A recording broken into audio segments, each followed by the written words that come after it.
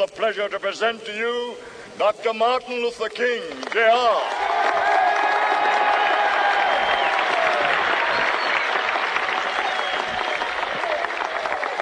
I am happy to join with you today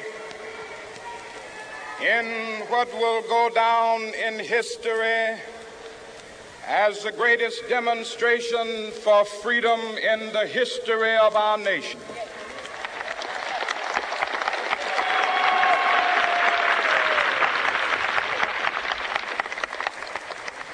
Five score years ago, a great American in whose symbolic shadow we stand today signed the Emancipation Proclamation. This momentous decree came as a great beacon light of hope to millions of Negro slaves who had been seared in the flames of withering injustice. It came as a joyous daybreak to end the long night of their captivity. But 100 years later, the Negro still is not free. 100 years later, the life of the Negro is still sadly crippled by the manacles of segregation and the chains of discrimination. 100 years later, the Negro lives on a lonely island of poverty in the midst of a vast ocean of material prosperity. 100 years later, the Negro is still languished in the corners of American society and finds himself in exile in his own land. And so we've come here today to dramatize a shameful condition. In a sense, we've come to our nation's capital to cash a check. When the architects of our republic wrote the magnificent words of the Constitution and the Declaration of Independence, they were signing a promissory note to which every American was to fall heir. This note was a promise that all men, yes, black men as well as white men, would be guaranteed the unalienable rights of life, liberty, and the pursuit of happiness. It is obvious today that America has defaulted on this promissory note insofar as her citizens of color are concerned. Instead of honoring this sacred obligation, America has given the Negro people a bad check, a check which has come back marked insufficient funds.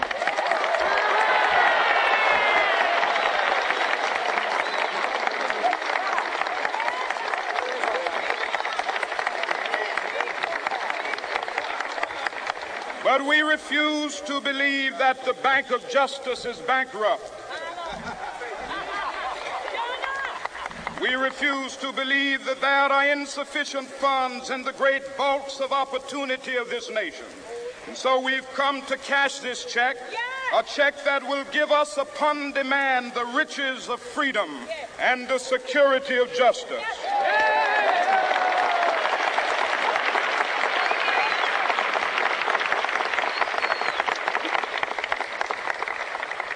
We have also come to this hallowed spot to remind America of the fierce urgency of now.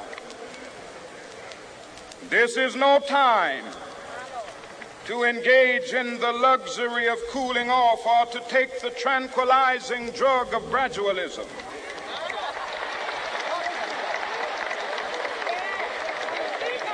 Now is the time to make real the promises of democracy.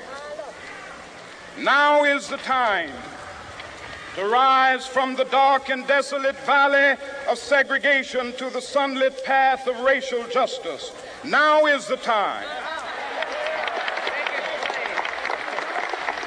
to lift our nation from the quicksands of racial injustice to the solid rock of brotherhood. Now is the time to make justice a reality for all of God's children.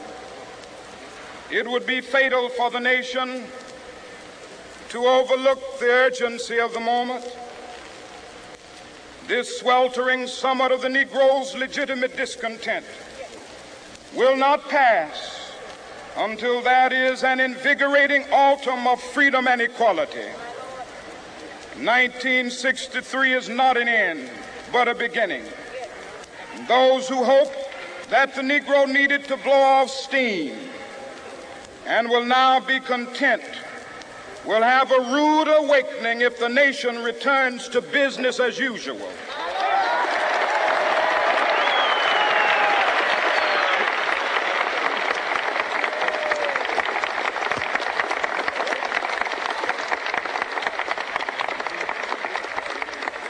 There will be neither rest nor tranquility in America until the Negro is granted his citizenship rights. The whirlwinds of revolt will continue to shake the foundations of our nation until the bright day of justice emerges. But that is something that I must say to my people who stand on the warm threshold which leads into the palace of justice. In the process of gaining our rightful place, we must not be guilty of wrongful deeds. Let us not seek to satisfy our thirst for freedom by drinking from the cup of bitterness and hatred.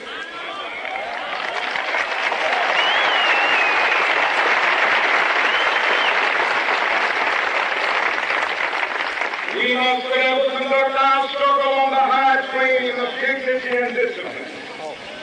We must not allow our creative protests to degenerate into physical violence. Again and again, we must rise to the majestic heights of meeting physical force with soul force.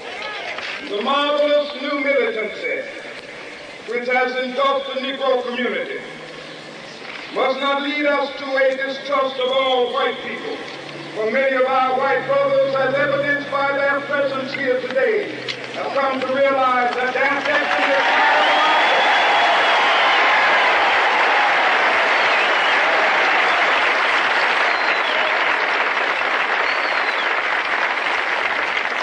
They have come to realize that their freedom is inextricably bound to our freedom.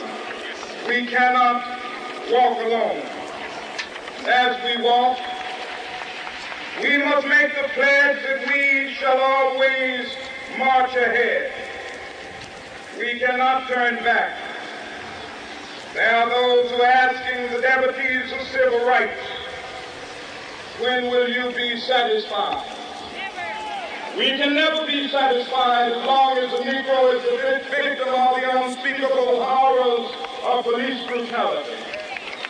We can never be satisfied as long as our body is heavy with the fatigue of travel, cannot gain lodging in the motels of the highways and the hotels of the city.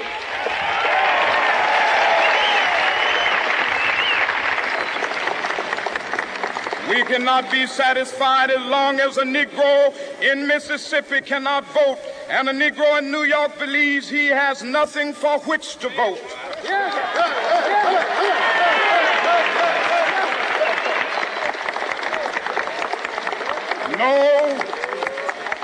No, we are not satisfied, and we will not be satisfied until justice rolls down like waters and righteousness like a mighty stream.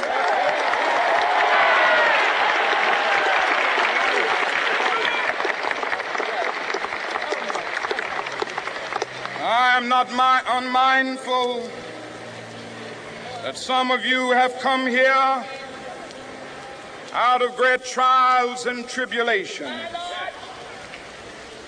Some of you have come fresh from narrow jail cells. Some of you have come from areas where your quest for freedom left you battered by the storms of persecution and staggered by the winds of police brutality.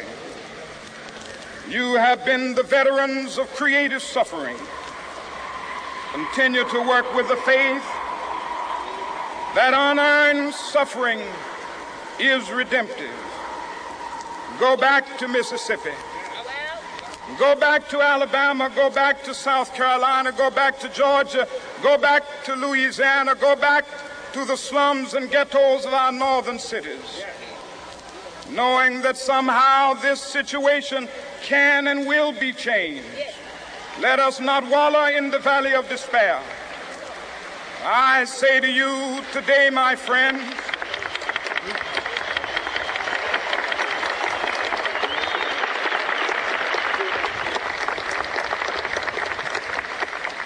so even though we face the difficulties of today and tomorrow, I still have a dream.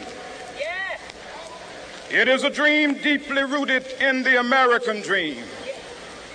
I have a dream that one day this nation will rise up and live out the true meaning of its creed. We hold these truths to be self-evident, that all men are created equal.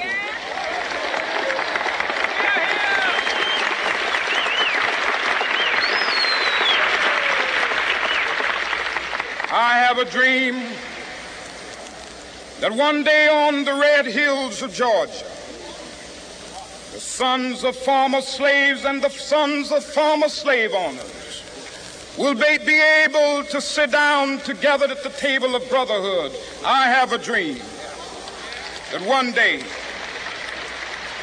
even the state of Mississippi, a state sweltering with the heat of injustice, sweltering with the heat of oppression, will be transformed into an oasis of freedom and justice. I have a dream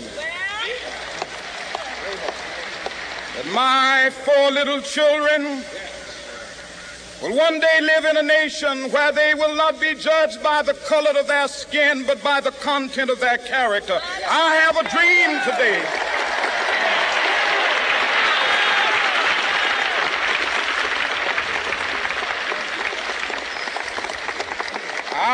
a dream that one day down in Alabama, with its vicious racists, with its governor having his lips dripping with the words of interposition and nullification, one day right there in Alabama, little black boys and black girls will be able to join hands with little white boys and white girls as sisters and brothers. I have a dream today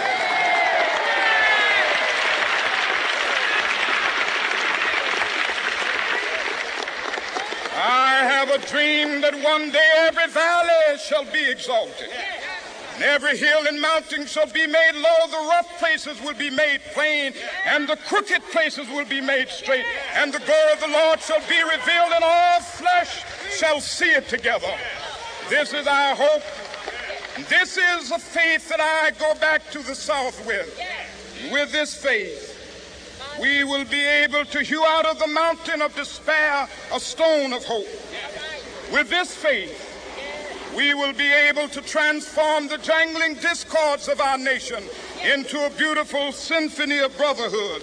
With this faith, we will be able to work together, to pray together, to struggle together, to go to jail together, to stand up for freedom together, knowing that we will be free one day.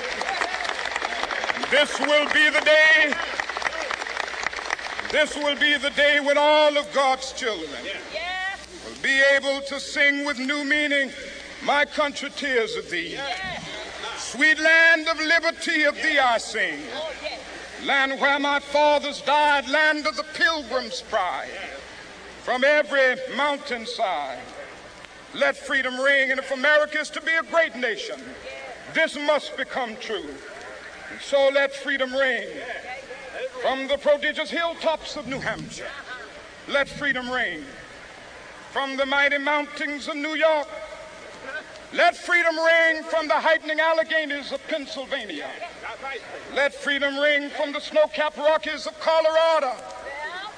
Let freedom ring from the curvaceous slopes of California. But not only that, let freedom ring from Stone Mountain of Georgia.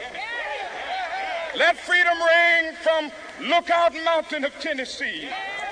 Let freedom ring from every hill and molehill of Mississippi, from every mountainside. Let freedom ring, and when this happens, when we allow freedom ring, when we let it ring from every village and every hamlet, from every state and every city, we will be able to speed up that day when all of God's children, black men and white men, Jews and Gentiles, Protestants and Catholics, will be able to join hands and sing in the words of the old Negro spiritual, free at last, free at last. Thank God Almighty, we are free at last.